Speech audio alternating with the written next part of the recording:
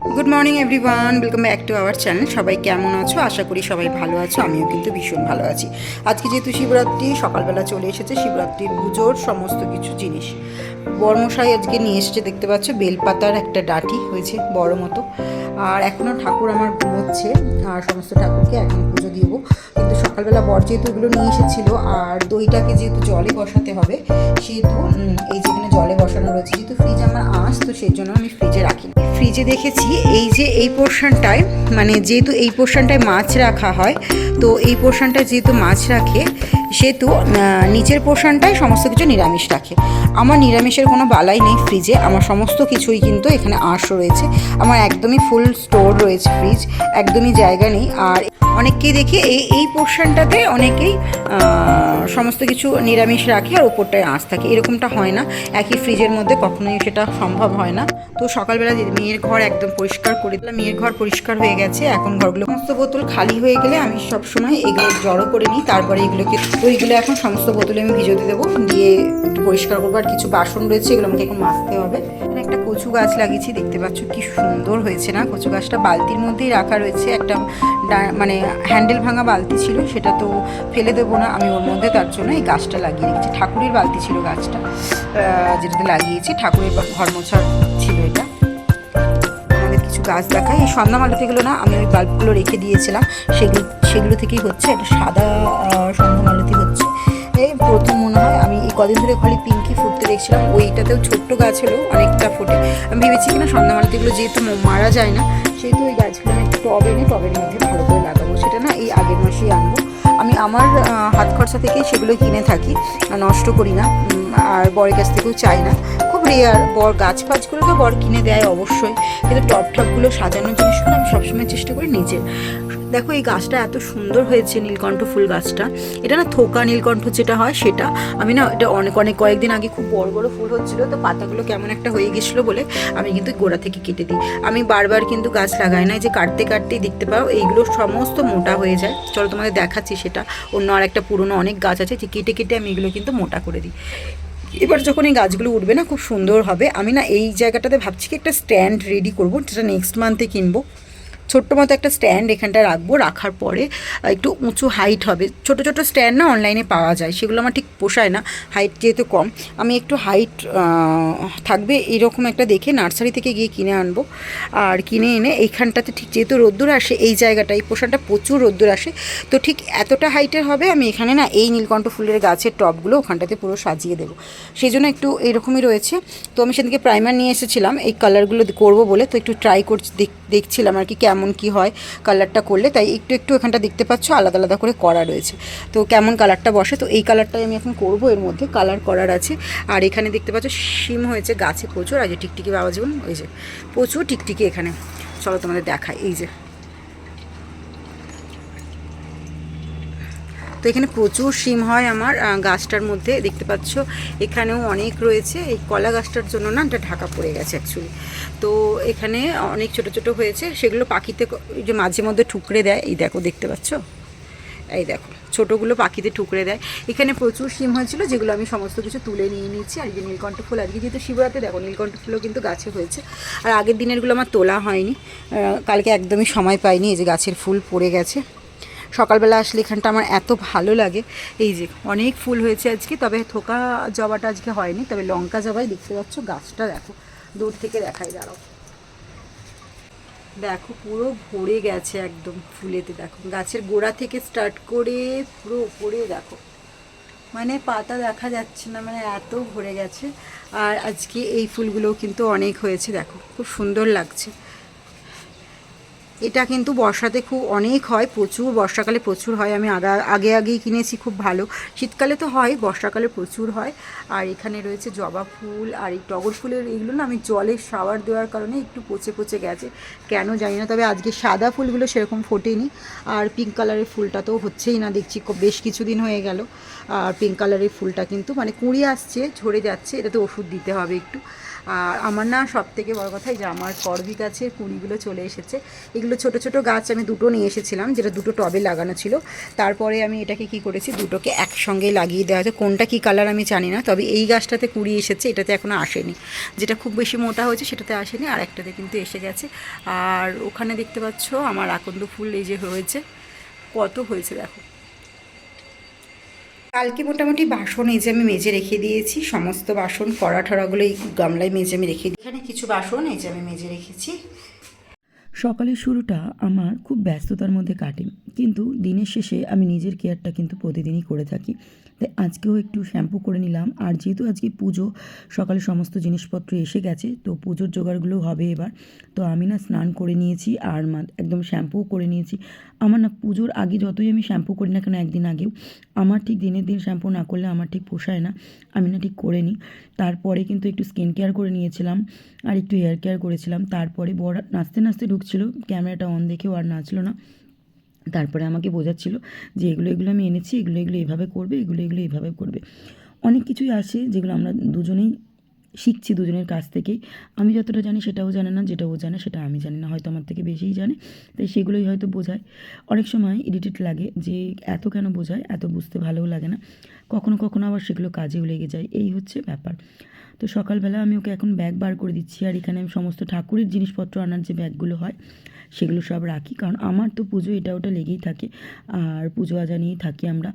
তো সেই জন্য আর কি ওইগুলো জিনিসগুলো আলাদা না রাখলে হয় না। তো চলো ভিডিওটা দেখতে থাকো আর সঙ্গে থাকো। ভিডিওটা কেমন লাগছে অবশ্যই আমাকে জানিও, আর ভালো লাগলে অবশ্যই একটা লাইক আর একটা কমেন্ট করে জানিও। তো চলো, কিছুটা স্কিন কেয়ার আমার হচ্ছিল না, কারণ ওর সাথে কথা বলছিলাম। তো ওর সিরামটা লাগিয়ে আমি সঙ্গে সঙ্গে ওর সাথে কথা বলতে গেছিলাম। এখন একটু স্কিন কেয়ার আবার একটু করে নিলাম। চলো এবার ঠাকুর ঘরে ঢোকা যাক। তোমাদেরকে দেখাই, পুজো আমি সুন্দর করে নিয়েছি। তবে এখানে কিন্তু ঠাকুরকে আমি সুন্দর করে সাজিয়ে মোটামুটি ডেকোরেশন করেছি, যতটুকু করা যায় আর যতটুকু সময়ের মধ্যে হয়।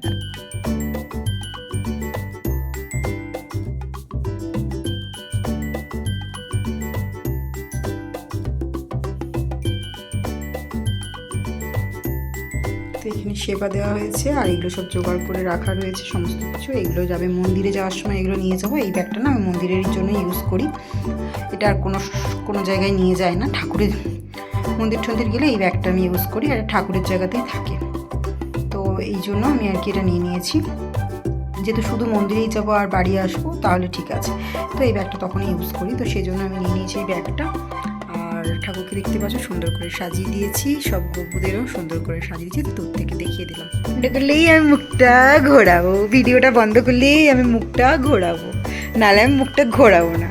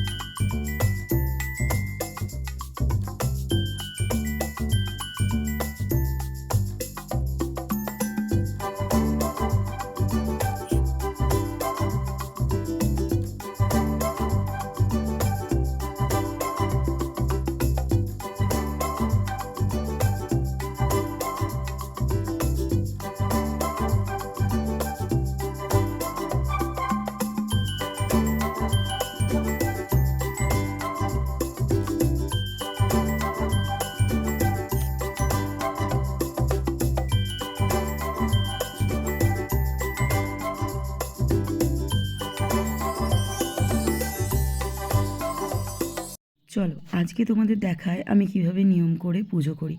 তবে প্রতিটা নিয়ম আমি তোমাদের তুলে ধরতে পারলাম না, যতটুকু পারলাম ততটুকুই দেখানোর চেষ্টা করলাম।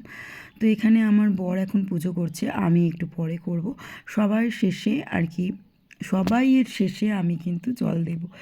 আমরা না ঘটি, আমাদের কথাগুলোর কিন্তু প্লিজ খুঁত ধরো না। বাঙালিরা একদম শুদ্ধ বাংলা ভাষায় কথা বলে ঠিক কথায়, আমাদের ঘটিদের কথাগুলো একটু আলাদা হয়।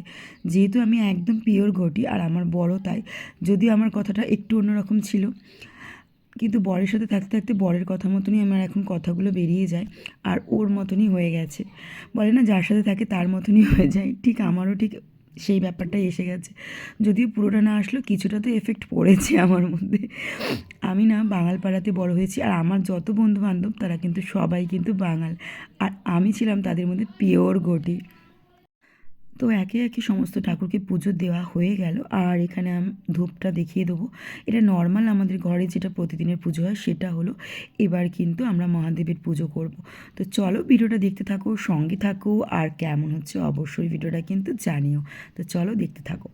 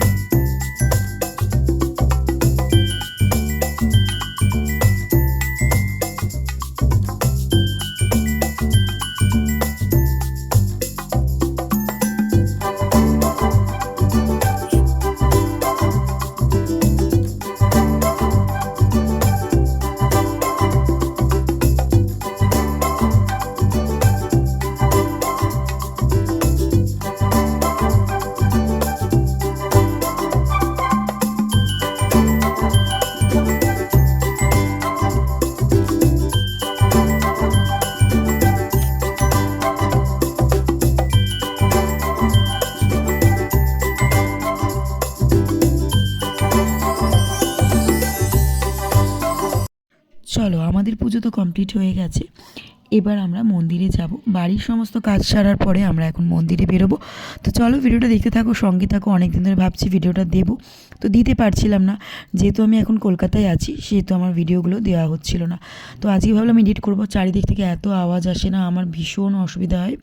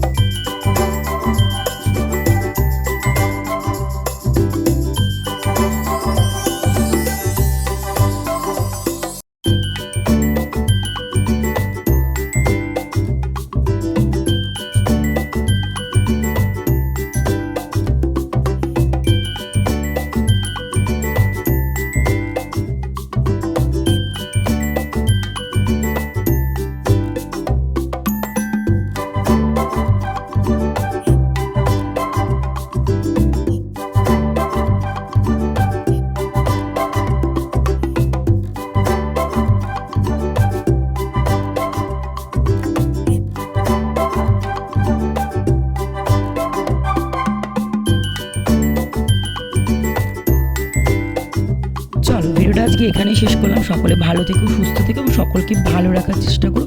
যদি ভিডিওটা ভালো লাগে অবশ্যই লাইক একটা কমেন্ট করেছো, আর হ্যাঁ চ্যানেলটা যদি ভালো লাগে অবশ্যই চ্যানেলটাকে সাবস্ক্রাইব করতে ভুলো না, আর পাশে থেকে বেল আইকনটাকে টান করে বাজিয়ে দিতে ভুলো না। চারিদিক থেকে অনেক আওয়াজ আসছে জানি, ব্যাকগ্রাউন্ডে অনেক আওয়াজ আসছে, তার জন্য একটু ক্ষমা করে দিও আমাকে, আর একটু কষ্ট করে ভিডিওটা দেখে নিও। তো চলো, টাটা।